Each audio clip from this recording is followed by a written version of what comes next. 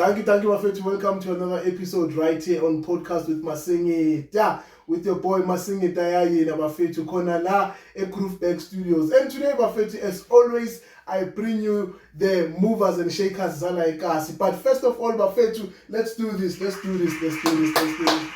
you so much for support. Thank you so much. We are currently on 451 subscribers, and it's all because of the people. I think we just need to, take we need to give our people, the glory, if I can say that. But thank you so much, guys. Let's do this. Let's keep on subscribing. Let's keep on, liking the page, sharing the information, and make it a point that people know about the podcast with Masingita. Remember, this is your podcast. This is the information we share with you, and we make it a point that each and everyone who's watching this gets educated and they get inspired in any way. But without any waste of time, I've got the one and only Jerry, aka Bhungane Radebe. Bhungane, friend. Can I say something? I know and I know you're a businessman, eh? Of course. Yeah. Of course. Welcome, Bhungane. Thank you, this is the hashtag Talk with Masingita. Yeah, so I would like to thank you so much for coming through and just to spend time with us and just to, to share that words of wisdom and tell us more about this beautiful child of yours that is standing there, hey? And but without any waste of time, Bhungane.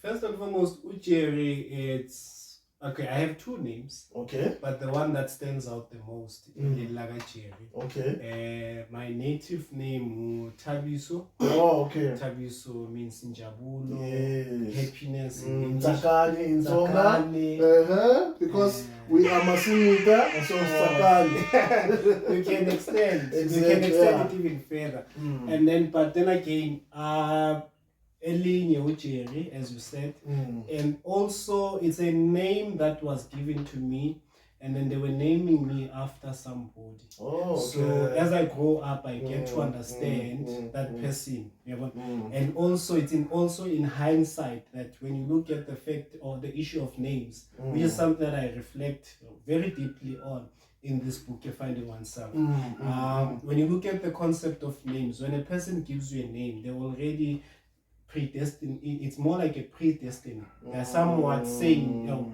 like giving you a purpose that you are here to find out as you grow up. Names carry a spirit with it. So as I was saying that in hindsight, when I started asking questions, I was already a teacher by profession. But then again, when I was inquiring those people who gave me that name, my late granny told me that, no, we gave you that name. We named you after this guy who was a teacher, who was teaching here at Eqedilizwe. Wow. Oh, like us. Like us. Okay. He's from Palm Springs. Okay. Was a minister of the word. Okay. Hallelujah. Amen. So it's one part that I'm somewhat running away from in a way. But then again, when you look at those things, they've never imposed them on me. But they've never imposed them on me. And even growing up, my mom and my granny, they were that my mom is still a domestic worker. Okay. My granny was also a domestic worker. Okay. So what used to happen is that they used to take us during the school holidays and then sambe nabo go to like emsebenzi in my kitchen and all. Okay. So abelungu banabantu ba mama no gogo. They would observe all of us, and then they would even say to my other siblings and my cousins, they see them, okay, these ones, they won't even like emphasize on giving them names. Okay. But me, now I'll be giving that one of Muruti. Oh, Pastor. Muruti. Yeah, Muruti, okay. So I escaped by becoming a teacher. So but like it was more theological than any other. It had so many theological attachment towards it. So in actual fact, that's that. So these are the things that I always I see with when a person gives you a name, they're somewhat channeling your destiny. telling you what are you going to, what aura are you going to carry around you, and where are you going? Where are you going as an individual? So it's only when you inquire, pose those questions, apart from the fact that this name on its own, it's a colonial name and so forth. But then again, Jerry Radebe is an inspirational teacher. Yes, indeed. An author of the book Finding Oneself. I do quite a number of things. I used to be a dancer. Dancer? Yeah. I used to have a book. Dancer? Nice. You know the singers. No. The thing is, I'm trying to understand the dancer because we basically go out at some point. Yeah. Then again, remember. I think now I'm more. Okay. I'm more invested in the frontal mental faculties more than in the physique and so forth. I have set my own reservations, reservations rather, about that. I even speak about towards the last chapters of my book. I reflect on finding oneself in dance and so forth. So I used to have a dance group called Pentam 4, P4. P4 around about 2009, 2008 and so 2008 I founded that group called Pentam 4. Serious? I used to be called that. Were you the lead? I was the leader, founder, and nice. But then again, I also learned there. Even parents trusted me. Some of the people were my age mate. I'm on the same age. But when I went and recruited them, the parents used to trust me with their kids and say, when you have a sense of leadership, you have a sense of authority, we trust you, you are disciplined.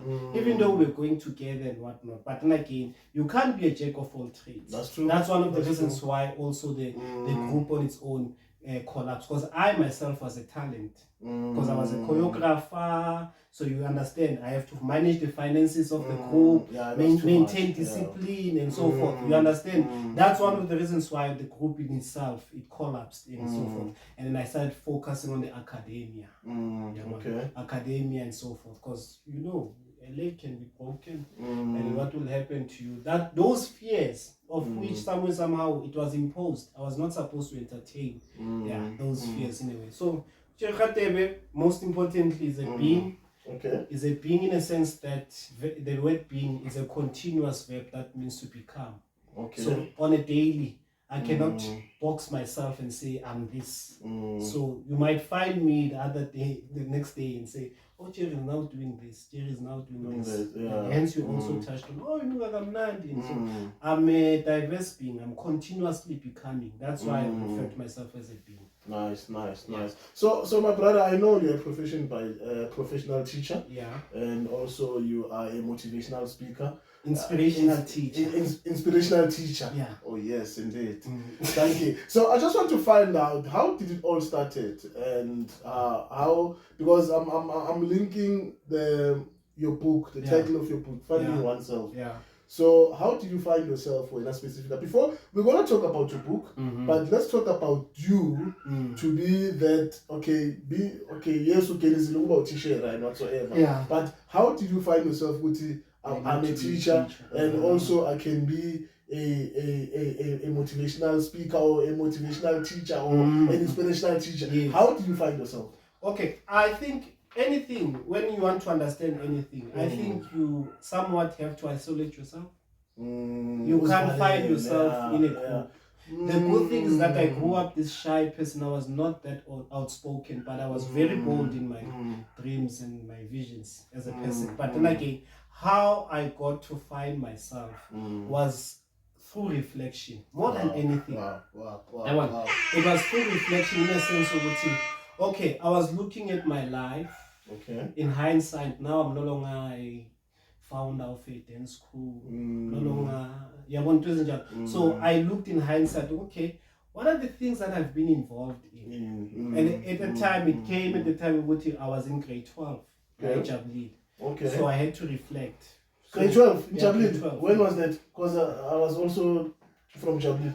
No, it's not so long ago. 2010. Okay. No, it makes sense. It was in 2010. It was in 2010. So there's this teacher, Rale Khulelo, who was our geography teacher. Yes. He used to emphasize that go and study teaching, telling the whole class. But the message also reached me as an individual and others. Nombuso, I think she's now a teacher. Okay. Nobelung, your sister. Yes. No, your sister. Yeah. Your sister. Hilda. Hilda, yes. We matriculated together. Oh, okay. From All right. 12C. Oh. Yeah. But nonetheless, how I tend to deviate a lot. Pardon me. But then again, when I was reflecting on my life and saying, okay, I founded a group. Yes, I wanted to dance, but I was teaching people how to dance. I was leading out in everything that I was doing. I was leading out. So therefore, it would make sense for me to choose to do teaching, which will serve as a foundation, as also as a validation of my calling as an individual.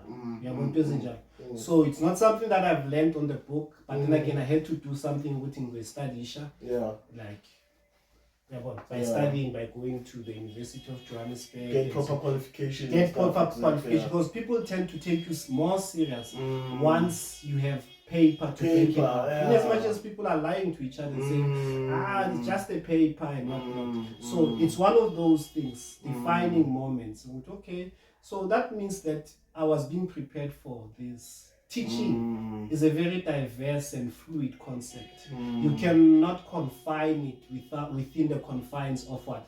Of a classroom. It goes beyond that. Wherever I am, I teach people. Wherever I am, I have to lead and so forth. Like now, you're teaching us.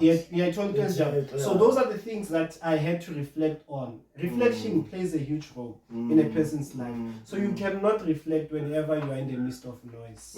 That's why also there's one writer who says, when all voices are hushed, the voice of God is more distinct. So you cannot listen to yourself. You cannot hear yourself. Let alone listen, because that's a whole another. It's another level of So those kind of things, like reflection more than anything, and it also now the issue is that but don't go too much about the book. No, I haven't started with the book. I haven't started. Because we've got a section of the book. No, like again, you remember now. It also speaks to me in hindsight as an individual, as an adult. What kind of places do I like to go out to? Wherever you look at the people that we hang out with, it's more conversational than us listening to music. Even the music that we're listening to, it feeds into the conversation that we are having. I'm more on that. I'm fulfilled if I'm in such places wherein there's going to be rich conversation, quality time. I need to know you. I need to know you. In as much as even though I would forget your name, but I need to know you, understand you as an individual. Wow. I don't think I would even forget your name. So that's the whole thing of finding oneself. It's a journey. It is. It's a journey in itself. But I will touch in it when we get to the book. Wow, that's profound, because we live in times whereby we get so distracted with social media, with everything. Of course. We want to be there, we want to do this, we want to touch this, we want to do that. And sometimes, like you said, you just need to move away from the distractions. And I know sometimes it's not easy, especially looking at the profession that you're doing or your hustle that you're pushing. For example, if you are in media like ourselves, you can't just keep quiet on social media without reminding people that, guys, you need to subscribe, you need to do that. But at some point, you need to make time and find yourself, which is because you can't find yourself in noisy areas, like you said. You can't find yourself emsindweni, like esgubhini laziwa khona. That's why sometimes you just need to isolate yourself. Not what you're not there, but you are there, but you're just trying to find yourself.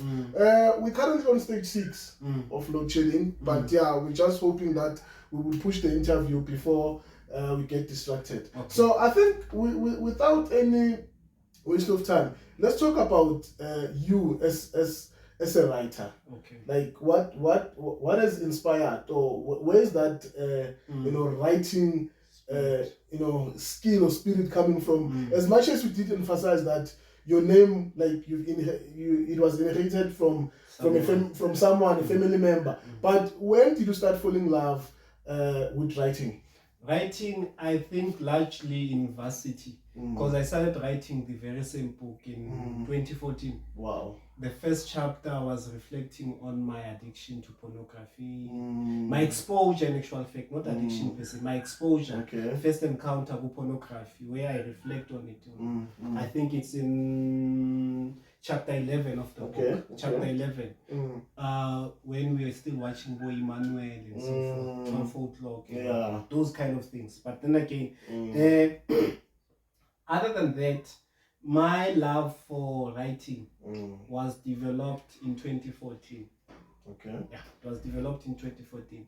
And then again, the reason why I started writing was simply because of the fact that I was very much involved in the church space. Okay. I was very much involved in the church space and a movement called the Seventh-day Adventist Church. Oh, okay. And other Christian movements before that one. But then again, when I was reflecting, I said, okay, we're reading so many books which are written by people who are coming from America, people who are coming from various places, but not in South Africa, not in Orange Farm in particular. I had to narrow it down to where I come from. Nice. So in other words, they're telling us about God, but they're telling us about God from an American perspective, European perspective, their own personal experiences. And then you find half the time they're talking about things that you cannot relate to.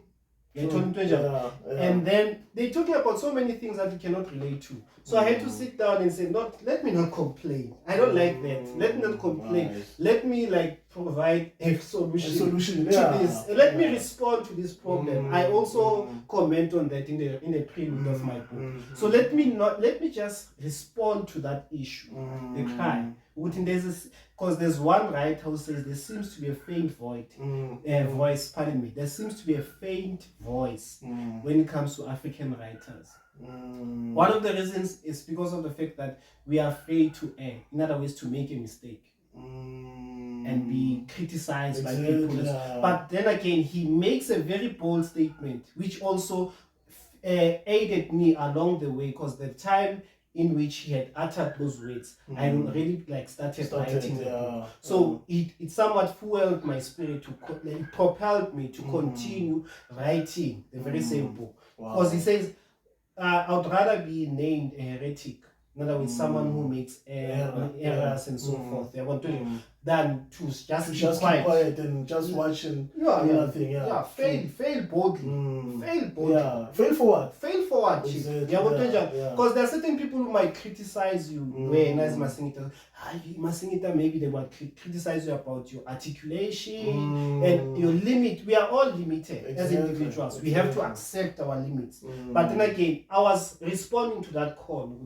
Let me also make my mark. Let me also make my mark. And then again, in hindsight, when he says there is a faint voice, when it comes to African writers, and then because of those reasons that I've just stated, but then I respond by saying there isn't really a faint voice, but there is a faint patriotism. In other words, there's a faint support. People know you, but they are very quiet when it comes to supporting that which you are doing. It's not like we don't have authors. It's not like we don't have authors. It's not like we don't have people who are pushing certain things. We have more than 400 people like a Orange Farm. But your podcast has how many subscribers? We have more than 400 and something people who have smartphones, who have endless data. But they'll choose not to subscribe. They're waiting for you to get that plague, 100K plague, and then, like I said before we started recording, you find out those people, they will only support you, or by watching with other people.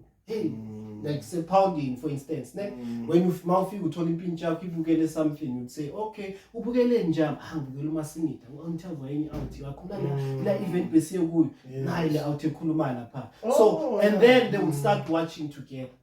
That it represents maybe 10 people. Don't take it as something it represents only one person. No. No, there are families who have smart TVs who are watching you together as a family, because maybe someone whom they know told them that, hey, I was interviewed by Masingita and it's going to air on this day. Okay, sharp. We're going to watch it as a family. They all have smartphones, but they'll use one device to watch you. Wow. Yo, that is profound, my dog. It's the same as the concept of borrowing books. I wrote a book, but I can assure you that there are more than, if it was bought by one person, more than 10 people read the book, which was bought by one person. Sure. Wow. You know, you're making me, I'm out of words, because like you said, I like the part that you said, you can't just keep quiet. Be a solution, you understand? Do something, Chief. You know, and that's one of the reasons why we started this podcast. You know, we've seen that, yes, it's all about celebrities out there, people who are famous and whatsoever, but we've got famous people in our cast. And we've got people like yourself who are writers, people that can add value in our community. Then why can't you create a platform for them? Why do we have to? I was even asked, why can't you target them as celebrities? I'm like, no, guys, I've got my own celebrities, and those are underdogs. Of course, understand? And for me, the fact that YouTube is versatile. Someone from America will be watching. Someone from Pakistan. Someone from England will be watching, and they will be so, no, man, I need that book. I need Finding Oneself. And if that is the case, we've reached our objective. Understand? If someone's gonna call and say, I want Finding Oneself, how do I get that book? Then we're done. And that's the whole objective, is to make sure that our people, Koanala Underground, they are known out there. There are people that are adding value in communities. Hotman, without any waste of time, let's talk about this book, Kumfe. Tell us about this book. The book. What was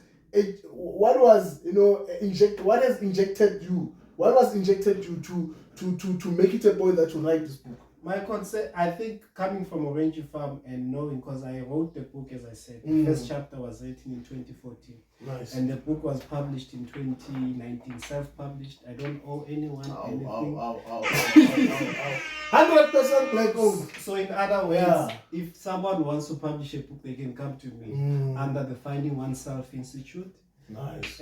Or Imperfect, and we're going to assist them. I am perfect, imperfect, and we're going to assist them to launch, to take them through each and every nitty-gritty of publishing a book. Nice. So I have that skill.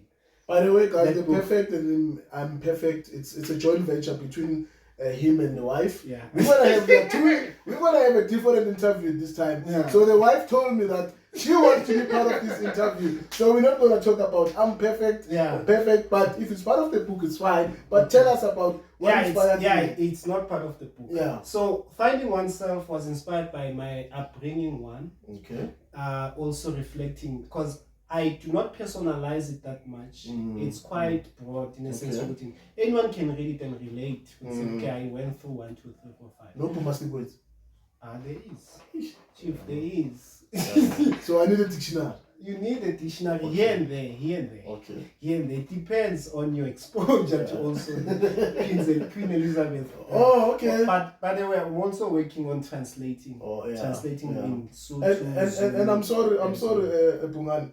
The reason why I'm saying this, I'm asking these things, because some people are lazy to read because of those words. You understand? So if it's user friendly, if it's there, then it's it's easy. But again, it's very important that our people understand those ways, so that they can summarize things. Of course. You can continue, my brother. The platform is yours. The funny thing is that we watch these soapies and they use these bombastic words, and we love them for those bombastic words. But then again, I do not bombard people, confuse people in other words. Yes. I don't provide a word vomit in that book. But then again, I explained the book in itself. One of the reviews that I got was the fact that it's not prescriptive, but it is descriptive. Okay. I described quite a number of things. It's very rare whereby you'd find a person saying I was lost whilst I was reading this book. So, but then again, I wrote this book after realizing the fact that a lot of young people from Orange Farm, because I was limited to Orange Farm, but then again, Orange Farm is a replica of other communities as well. A lot of young people, also, we don't have a subject that teaches about self-knowledge. let alone identity. You get my point? The book in itself, I wanted to provide that answer. But okay, you want to find more about yourself. These are the things that you can do that I've also tried and tested. I think they can work for you as well. So a lot of people, they don't know about themselves. Because my argument is the fact that by the time a person gets to grade 9, they need to know their spiritual gift. Their spiritual gift and their name speaks to their purpose. What are you going to do? So when you choose your subjects, you know you are informed in a sense of when I choose to do commerce, it's because of the fact that I come from a family of accountants, I come from a family of business and so forth. So I'm going to aid into this family. You get my point? So it speaks to family planning and whatnot. Because hey, there's a lot of things that we still are learning as black people, as brown people. I refer to as brown people because it's just different shades of brown. Our hair is the one that is black. Our skin colors are brown. Different shades of brown. Yes, we are taught about colors. So those kind of things. I was looking at those concepts. I wanted to answer that question. Attempt to answer that question. But then again, the title in itself, finding oneself. Finding is a continuous verb. You will never say I found myself. You continuously searching, find, and then you're finding. You get my point? Finding. That's the entryway for anything. So that's one of the reasons why I touched on this. I attempted. I wrote, not attempted. I wrote the book, Finding Oneself, to answer the question, the concept of self-knowledge, the concept of identity. What do you identify to? Because there are so many identities that we have created ourselves here in the township, which are messed up in a way. Because no one was ever meant to be in the township. The township was more like a prison for good black people. You understand? To keep you there, because now you are not robust, you are not fighting against the oppressors at the time, because we were chased out from the city for a specific reason, to say the least. You are going to so that, because you look at the things that are happening in our community, it's because of the fact that we are crowded. There's tribalism, there's this, there are cliques, there are so. We are crowded. Let's say, for instance, let's have a family of 5 or 10 in this room. Are you saying there's going to be peace? No. There's not going to be peace. Never. So in other words, the township, it's more like placing a family of 10 people in one room and expect them to live, coexist with each other. And there's expect peace in actual fact. That is one of the things. So much I can touch on. But then again, that's one of the reasons why I wrote the book, to also touch into those subjects. But there are other things depending on the questions that you have. I think book because of that. Thanks for that. And I think one of the questions will be, me finding myself, there's a lot of books out there. And I think, just to be clear on the question, what is it so special about the finding oneself? Why must I be reading this book, not to read the other book? Not to read other books. So when I say other book, there are a lot of books that will talk about finding yourself. But why this one? Why must Masingita take this book, or someone who's going to be watching the show? And what is it so special about this book, if I can put it in that way? I think the book in itself is special in the sense that by merely reading the title of the book, you've already committed to the journey. Okay. You understand? You've committed that finding oneself, because I'm not talking about myself, I'm talking about you. When you read the title, you're reading about yourself. When I read it, I'm reading about myself. The book in itself, like Things Fall Apart, it has nuances, in other words, different layers. It fits each and every year. It becomes fresh each and every year. Because I realized when I was reading the prelude, because I can't take advantage of the fact that I wrote the book and then I'm not going to prepare for this interview. But as I was reading the book in itself, I also learned something about myself. It was more like an affirmation. The book in itself, it will serve as an affirmation, but most importantly, it's a book that was written by someone whom you can relate to, call anytime, come across and just speak to, and ask questions about things that you didn't understand. But if you buy a book that comes from America, when are you going to have the face-to-face conversation with that person, a real review with that person, where you'll be asking them about the things that they wrote. I didn't understand this part about the book, what you said. The book itself touches on quite a number of subjects. The concept of freedom and liberation. It touches on lessons from the past, because we come from we are a traumatized nation, whether we like it or not. True. We are a traumatized nation, and we can't run away from we're still responding from trauma. We are a very limited nation. We are a very limited township.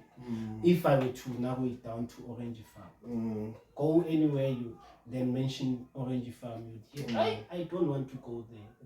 And also the exposure that we have. It's only now that things are changing. But nonetheless, the book in itself has 13 chapters, 14 chapters, 15 chapters. But amongst any other things, it also speaks on the concept of our Father who art in heaven. Wow. And then I ask the question, where are you on earth?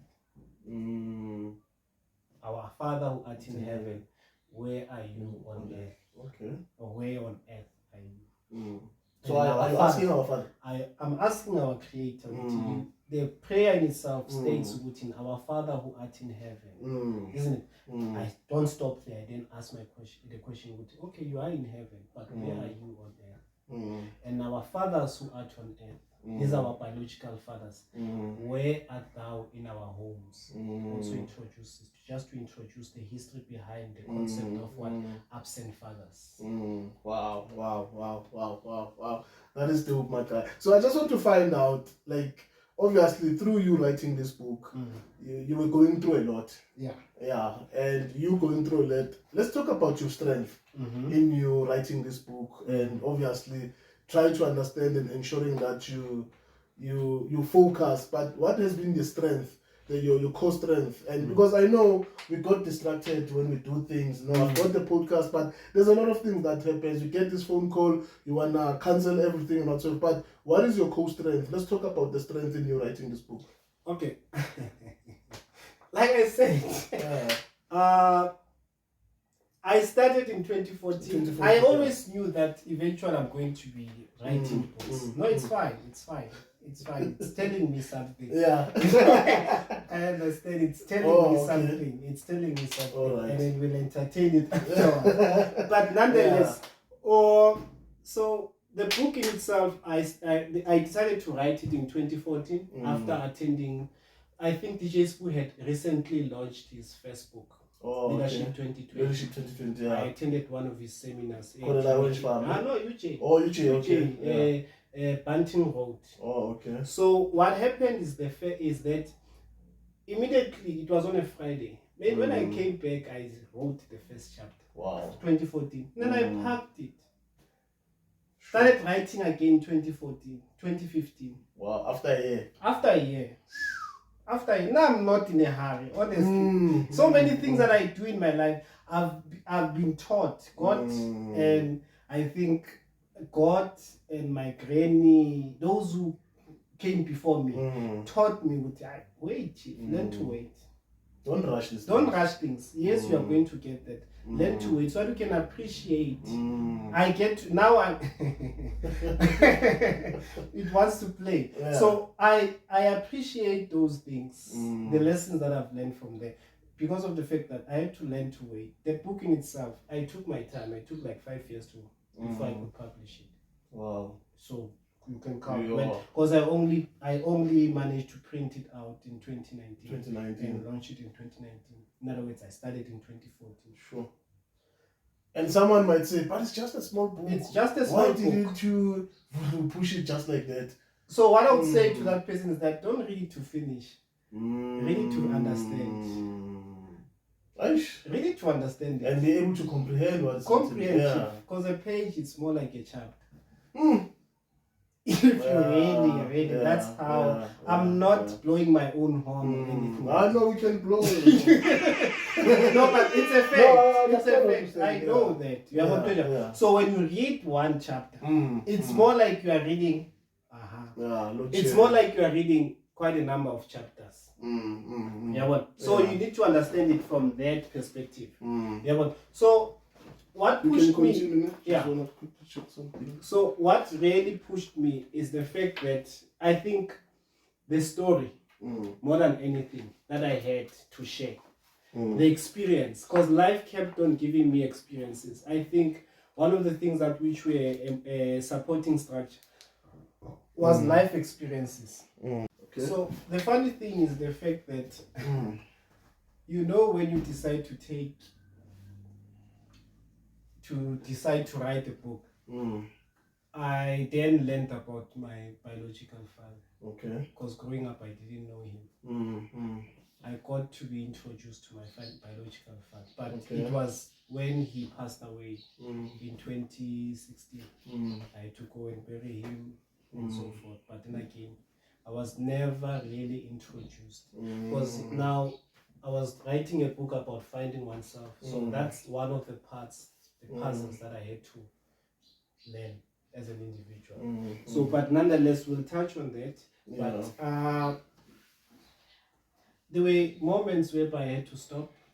People were telling me that this book, it lacks substance.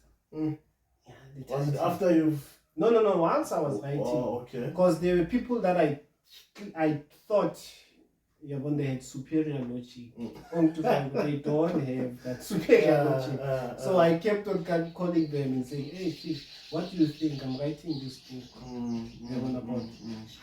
But they didn't want to attach their names to it.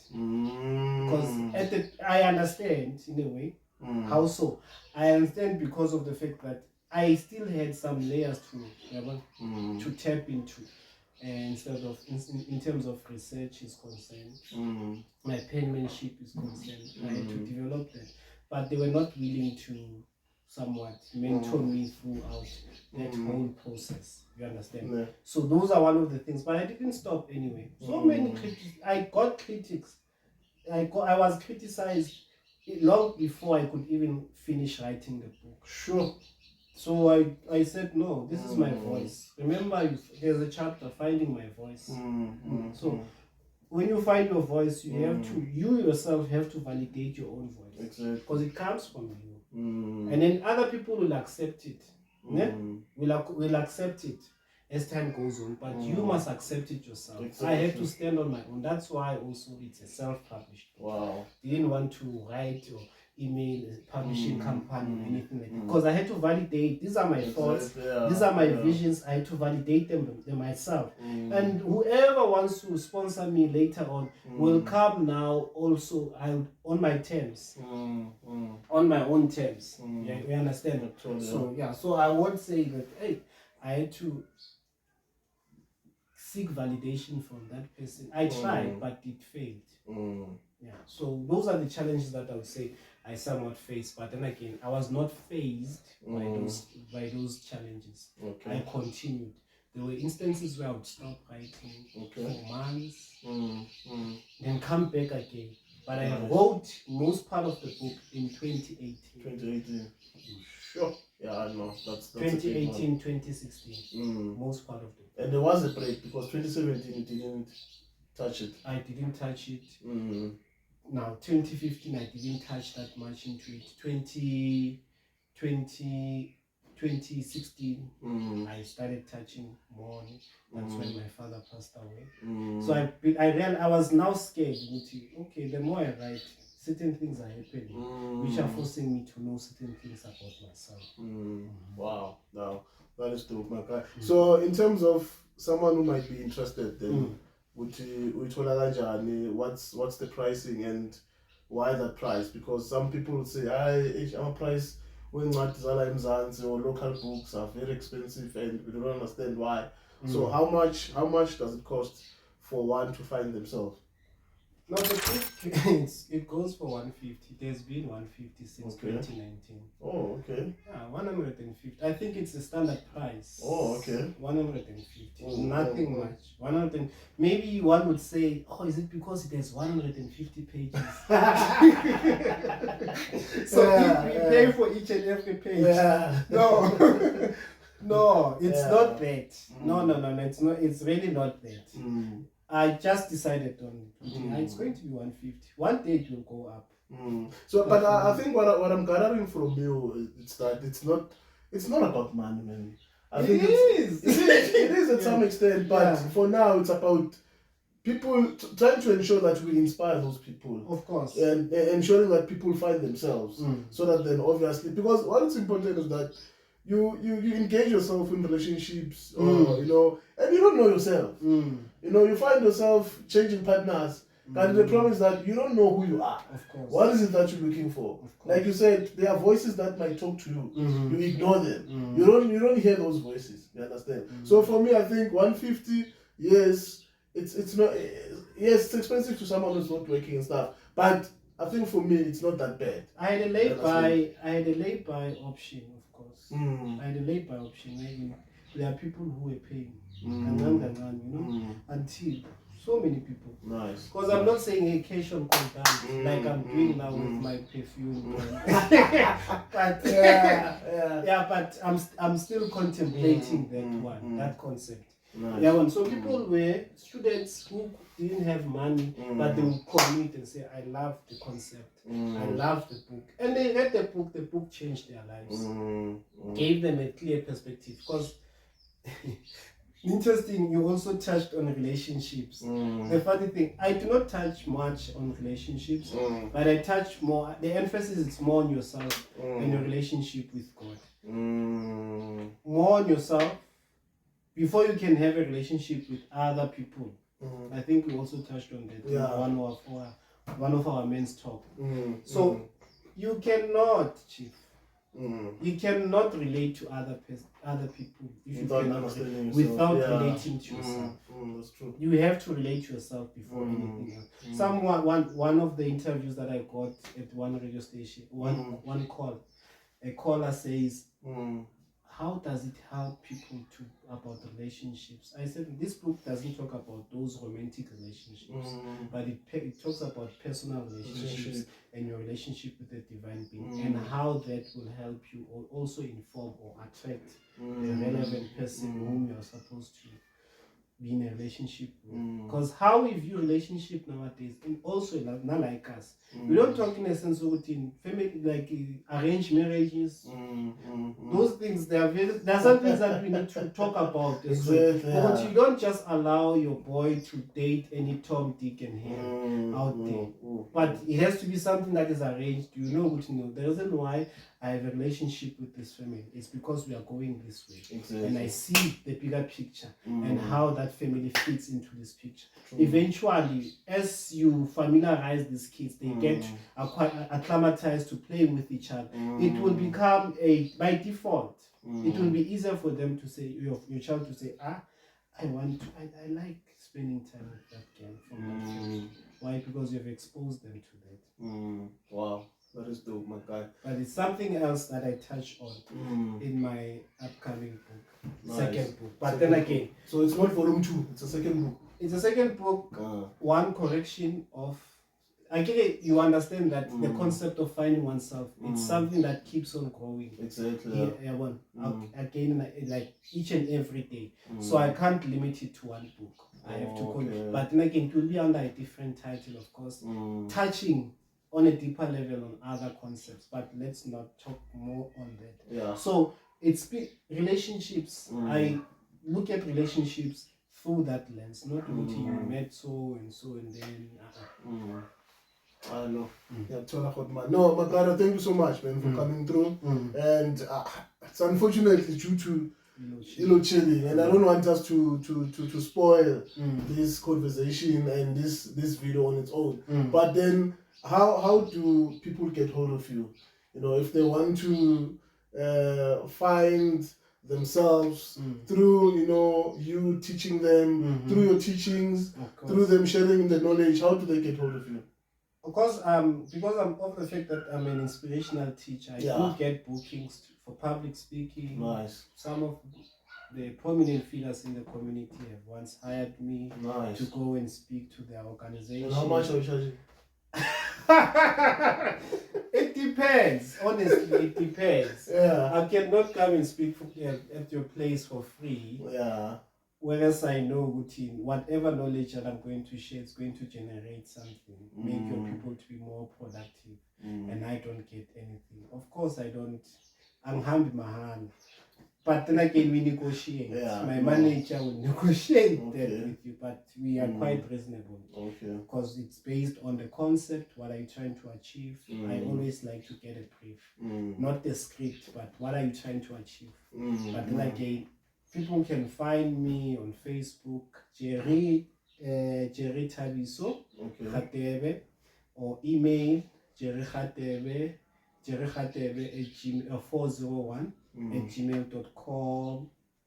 And then contact details, you can get them by just emailing me, or it's 067 997 3766. Okay. No, I'm available. We're gonna put them there. I'm We're gonna available. put them, yeah. I'm available. But then again, I'm easily accessible as well. Nice. Perfect. Thank you so much. And it's unfortunately we have to end the show, man. And it's all because of what we're going through as a country. Yeah. And we don't want to compromise, the quality that we usually give you guys. But having said that, thank you so much, in fact, for coming through. We're wishing you all the best. Okay. And we are going to be pushing the book from our side as well. And we hope that you get more clients after this, dope. I like using the word dope, and I was told that I mustn't use that word too much. Why? But yeah, that's a topic for another day. Okay. But after this dope interview, I'm very impressed that we should be getting more people finding themselves and understanding who they are. And I think we are blessed. We're having kids here on the show today. So I mean, there's a message behind this. So, but nevertheless, guys, most importantly, please make sure that you subscribe, you share, you also make sure that you like the interview and tell the world out there about Jerry Radebe, and I like calling him Bhungane. You know what Bhungane means? No, Bhungane means when people are together. Yeah. Bhungane. You understand? Now he's teaching us, guys. So wherever I am, I feed off the ukuhlangana kwabantu in actual fact. So I like that. I feed off that. So nice. No, Nyabo. Perfect. Thank you so much. It's been a great show as always. Right here on Podcast with Masingita. And the hashtag is Talk with Masingita. But we know very well that we also touched a little bit about the business, even though he didn't tell us who to charge a malin. Tango Bafetu, 150 rand. That's the price of the book. Tango. Thank you.